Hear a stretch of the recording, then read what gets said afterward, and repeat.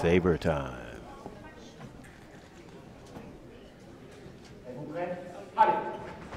Referee gets us underway. Simultaneous action to start.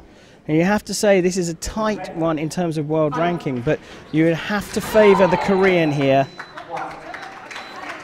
Korean has the more experience from a resume standpoint, CV. She definitely has all of that. But Berder is been fencing extremely well. So, as we say, it's all in the day.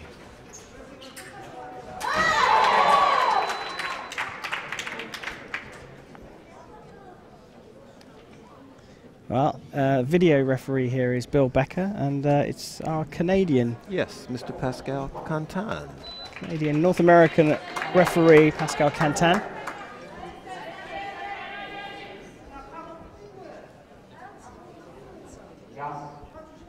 And it's funny, I've watched Pascal referee since he was, I mean, of course I saw him fence when he was a kid, but he's been refereeing since he was like 15 years old. He was a little guy. No, he's a grown up like all the rest of these people. Attack going through there for Berder. Kim thought she'd picked up a parry, but it actually went through. Both go at each other there. Berder looking like she might have tried to take the blade, but I saw that blade come back, which she was actually, which she just did. Well, parry number 2 there, second from Berder, does get her level pegging, but it's too early to call this one, other than to say that Kim really still has to be the favourite here. I haven't seen too much in terms of the Korean finesse and flair from Kim, but she is a solid technical fencer. Solid technical fencer with extremely strong, fast footwork. I mean, that's one of the, I think, the trademarks of Korean fencing is that their footwork is absolutely amazing and impeccable. Yeah, she's got brilliant rhythm and an exceptionally huge step lunge that we saw in the semi-final. Right. Very, very long, but we haven't seen that sort of typical sort of bouncy action from her. Here we go. As soon as I say it, up on the back leg, and off she comes down the piece. Berder not taking any risks, and Kim pushes her away. But beautiful distance there from the French fencer. Steps out of the way of that one, and does she go over the back line? That's the only question. Referee having a look at this, and there you see Bill Becker stand up. He is on video duties, and a hit stands for the French fencer. Which Kim was questioning anyway, but the fact of how Berder defended against that so patiently, taking the distance, and Kim, she would not get close, and then when she exploded, Berder just took that opportunity to get away. Without going off the piece. No. Yeah, she's got a big lunge herself, but very tactically astute, the French fencer, and capable of a great result on the day. Again, skipping away from that. Does she take up the right of way in time? Referee says no and gives the hit to Kim. Unsurprisingly, Berder calls for a video reveal. Now, for me, she did skip away from that. She did make Kim miss, and Berder did have the opportunity to strike again. She was only just retaining her balance, and that was the key. She was retaining her balance, and the referee is saying, and Berder is arguing this point very graciously. Come on, don't I get a chance to regain my balance? Absolutely, and I think that, to be honest with you, I'm a foilist, from my point of view, she did have enough time. But of course, in sabre, the time is much shorter. It's much shorter. And they're giving the redoublement more. Absolutely, you said this earlier on, and that's a case in point right there. But Berder is certainly not happy about it. Well, that's better from her. A stutter there at the start, and it looked like she'd given up on the attack, but actually it was all a big setup. And now Bill Becker is having a look at the video here. He calls Pascal Cantan over just to double check something, and I think they are happy with the hit being given to Berder. I watched Berder taking a lesson earlier on with her coach, and she was actually, funny enough, working on skipping away from an attack and keeping her body upright. Now, looking back on that, all those hours ago, perhaps what he was trying to get her to do was to not lean back quite so much, so she doesn't have to recover her balance quite so much once she's evaded the attack. Absolutely. Well, maybe we'll have to have a chat with him later on to find out whether that was the case there. And here we have the hopping Korean on her way through. Berder got the better of this one last time, but not this time. Didn't quite pick up the timing on the attack. I think what has happened here is Kim has realized that Berder has the ability to escape distance. And because of that, she is going to now be a lot more patient with her attacks. She's going to run her down to the end to the piece where there is no escape at this point. Well, quite. And Kim at that time sort of doing the same back to Berder, just skipping and evading away from the attack just far enough and landing one of her own. So it's been tight throughout.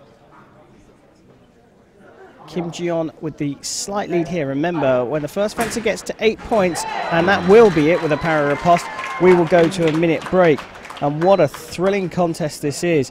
And you have to say that Kim came into it as the favourite, but Berder, he's starting to work out the distance. And with this minute break, I think it's coming at the right time for the French fencer, Don. Oh, yeah. I mean, the French fencer needs a minute to consult with her coach, get a feel for what she can do, what she can't do, what mistakes she's making, and now be able to see what adjustments. I mean, she's very close and very, definitely in this match. So, I mean, it's just a matter of making a couple of corrections, not giving up some of the touches that she thought that she should have gotten that didn't go her way. And now it's a new bout. You got 15, 14 seconds for a new day. Well, this is it, and that minute does tick away very quickly, but I've watched again today Berder talking with her coach, and there's very clear instructions, and she is absolutely 100% taking that information on. Kim down at the other end of the piece, of course, has her coach giving her all the tactical advice, and you have to say that she still must be thinking, I am the strong favourite here. I can get this gold medal, and I've got one hand on it with an 8-6 lead, but 8-6 in sabre is absolutely nothing. Pascal Cantin has called them back to the on-guard lines, and he will now get us back underway. Final action here in New York, Women's Sabre World Cup 2017. They both go at each other again, and right like at the start of the first period, a simultaneous action called right at the beginning. And this time, Berder goes out on the attack. Kim tried to lure the attack, but wasn't able to land a trap, a para riposte, blocking out her opponent. Idea was clear from the start, didn't execute it perfectly. And a preparation given from Berder that time, and the attack is given to Kim.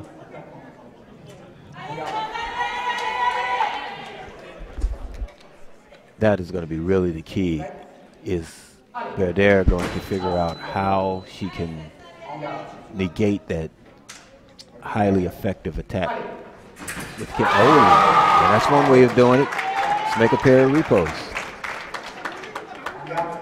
Highly effective. And I always say, when you make a pair of repos, that is the one thing that not only does it get you a touch, especially if it's one light, but it also has the impact of making your opponent really think about not doing the same right. What you saw there. So now she's like, I'm not going to be as aggressive. Opens up an opportunity for you to initiate your